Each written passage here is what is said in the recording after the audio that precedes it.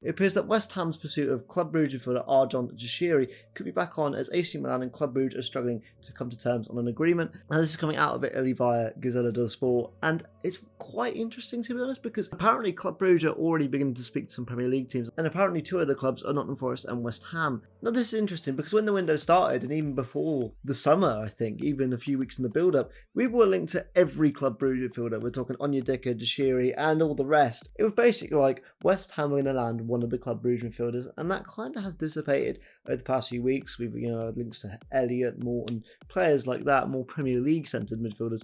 Even Fabio Rivera was linked last night. And normally I'd write something like this off. AC Milan, bigger club, struggling to come to terms. You would think, yeah, it's probably going to, by the end of it, they'll just meet in an agreement, meet in the middle somewhere.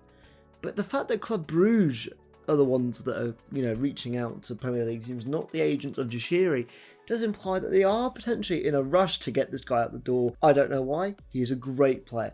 Turning 23 tomorrow, so happy birthday to you, Ardon. Is it one of those where they know they want to cash in now? They know this is probably going to be where his value is at its peak. If they wait another year or another window, there's a contract situation that we don't know about, maybe a clause. I'm not too sure. But Jashiri is 23 years old. He seems like a really good player. Obviously from the Belgian League, Club Brugge, one of the biggest Belgian teams, not the biggest.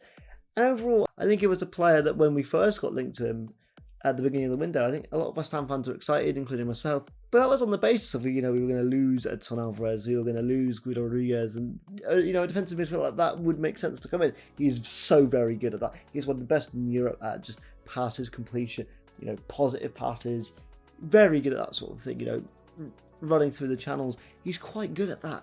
And that's kind of what we need, a very Declan Rice-ish midfielder, someone that primarily plays defensive, but can create when necessary. And overall, it's what we're lacking, the legs in midfield. He would fix that. And overall, I don't think his market value is too high, around the €40 million mark, which I know is a lot of money, especially when you look at West Ham's budget and what we've got this window. But I feel like to get good players, we have to spend the big bucks.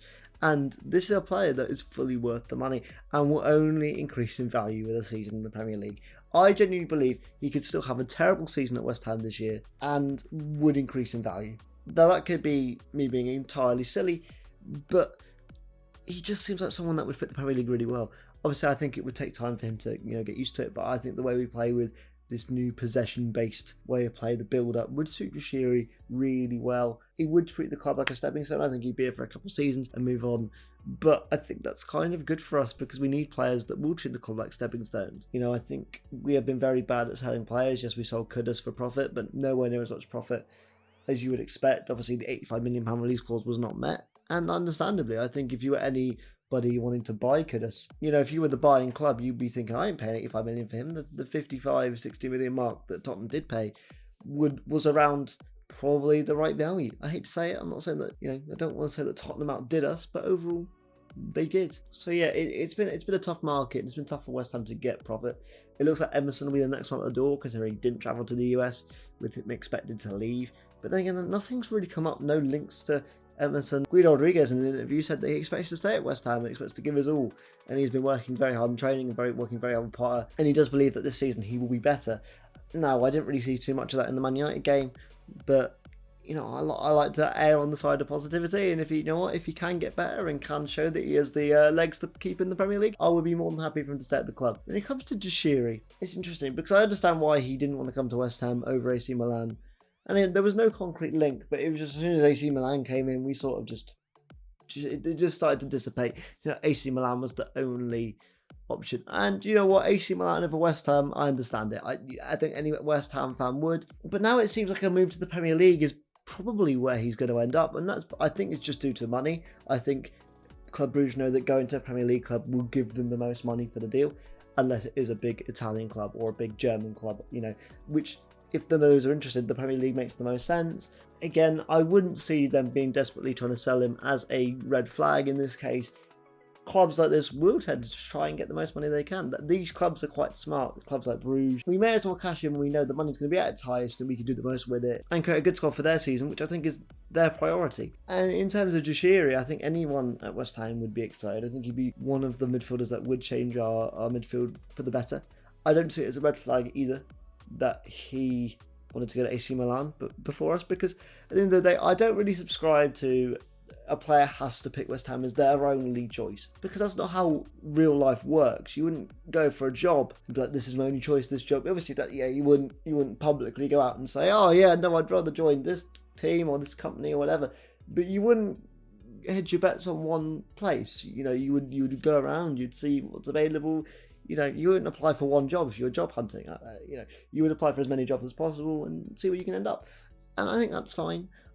Again, especially a player of his talent, it's really nice when we get a player like him over the line, and he's either looked at West Ham or the team at West Ham have talked to him and his agents, and they've gone, yeah, do you know what? I like this team, I'm going to give it a go. Nottingham Forest being in the running is a bit difficult because obviously they have European football. I don't know how a player would look at Forest at the minute though. Would they kind of go, I want to see how they do this season with their first year in Europe and then go to Forest? Especially a player like Jashari, he'll be wanting to go and make a big impact. I think at Forest he could do that. He definitely could at West Ham.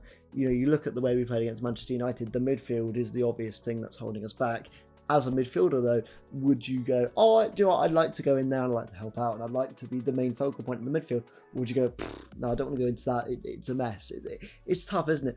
And I think you'd like to think Jashari, being as young as he is, would just want to come to the Premier League, make an impact no matter what team it is. He's probably the best of the midfield options we've been linked to as a player. I could be wrong. I think maybe some people would say Elliott. For the age profile and value, he certainly is the best. He's actually he's probably the cheapest of like our really good targets. McAtee, Morton and Vieira, who are our second choices, aren't as good as these players. So of our mainstream midfielders we've been linked to, I think he is the best and probably best value for money. Again, I am not privy to how much it would take to get this guy over the line realistically. I do think what West Ham would go for, though, is a deal with a lump sum and then a decent amount of add-ons. Because I think that's the only way you're going to really appease Club Brugge, because they do deserve to get profit on this guy. And he's definitely going to become a quality player. It would not surprise me in the slightest if Club Brugge asked for a sell-on clause as part of the deal, because he's 22 and he's going to go on to be a great midfielder, especially if he goes and plays in the Premier League. I just think he suits the Premier League very well. Now, unlike some of my Ham fans, I'm a big fan of Edson Alvarez. These guys are kind of similar, but I think they're very different as well. I think you can play both of them, or depending on the system, you can play one of them, not the other. Jashari can play a bit further up, so it wouldn't surprise me if some games, if we keep Edson Alvarez, we play Edson Alvarez deep, Jashari, then maybe a Lucas Paqueta. That seems pretty nice to me as a midfield. I could be wrong there. And again, it's obvious that we're going to get midfielders in. I think it's very obvious by the end of the window we're going to have 2 more midfielders come in and at least a goalkeeper and hopefully a striker. Whether that happens though, who knows? I'm going to be honest, it's quite difficult to make videos right now because we're not being linked to many players, and if we are, they're very subtle links, not much is moving. Hopefully in the next couple of days we'll get some more news on the goalkeeping front. Again, it seems like we're going to put a bid in soon for somebody, so hopefully that comes to something. It's a tough market this year, especially for West Ham, because obviously last year we had it pretty good. We would just go out, we'd get a player, job done, see you later. That would be legitimately how it worked. We just sent him started on his jet, he'd go get them, we'd have the selfie. That's it. And I think we're kind of going back to reality a bit for West Ham and just kind of poking around and seeing who we can get and seeing who, what works for us. And that, can be a bit annoying as a fan. I quite enjoy it. I understand why people want players and quit. The Liverpool method, I've got a lot of friends that are Liverpool fans, and they always go, have West Ham signed anyone yet? And I'm like, we have a little bit, but we don't have the power that Liverpool do.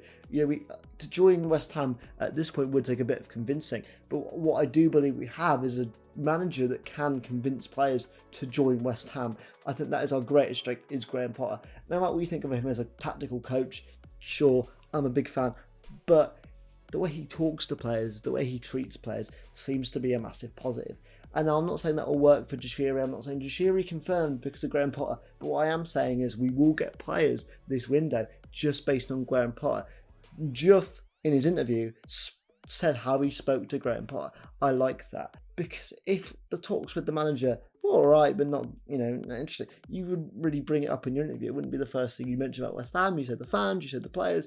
I'm looking forward to working with the coach, but the coach called me, told me how many part of the plans, and you can tell the way Graham Potter speaks to the players just makes them feel better. Any interview they do, they say, look, the vibes around the camp are good. You can see it in the videos. I recently watched the interview that Jared Bowen and Graham Potter did with the kids, and I think Naif again and Ollie Skulls were there as well. I'm really happy to see Naif a big part of the plans. He is a player that I think this season should have been part of the plans, because even if he does want to leave, have a good season at West Ham this year, be worth a lot more money, and then go, that's good for me. Obviously that is a risk, but I think that's a risk worth taking. Yeah, if you wanted me to be a betting man, do I reckon we'll get Ardon Jashari? No. But now that AC are out of the running, I do think it's a lot easier to compete with a team like Nottingham Forest than it is AC Milan. And I know that seems silly on the face of it. Of course, AC Milan big team. But sometimes you get players that go, oh, I only want the Premier League. It doesn't matter if you're AC Milan, doesn't matter if you're Dortmund, for example. I think if it's Bayern or PSG or one of the giants, then potentially that would be different. But you get a lot of players that go, oh, I only want the Premier League. That obviously wasn't the case for Jashari. He very much was open to joining AC Milan, really wanted to. It's just not working out. The money in Italy isn't there right now. The Premier League it is. Is it at West Ham though? That's the kicker. Again, Nottingham Forest signed Morgan Gibbs-White to a 3-year deal. That was a weird video, wasn't it, that one? But anyway, I mean, a lot of people that know a lot more about the Nottingham Forest situation have spoke about that a lot more than I have, so I'll just let them continue to talk about it. But yeah, certainly a weird video. Ardon Jashari, not injury prone, young, will make a profit, available for not a ludicrous price. I think we can get him for 40 million euros, which is money I'll never see in my lifetime, but in football these days it's a mere drop in the ocean. So yeah, if we can get him, I reckon we go for him, but I do think it's going to be a tough bit of competition, especially now if Bruges are going around Premier League clubs and asking who's available, but apparently the first two to be interested are us and Nottingham Forest. What do you guys think about Ardon Jashari? Would you guys have him at West Ham? Please let me know in the comments down below. Please remember to like, comment and subscribe. You guys have been fantastic with the support so far and it means the world to me. So thank you guys all so very much. I'll see you guys in the next video. Take it easy and goodbye.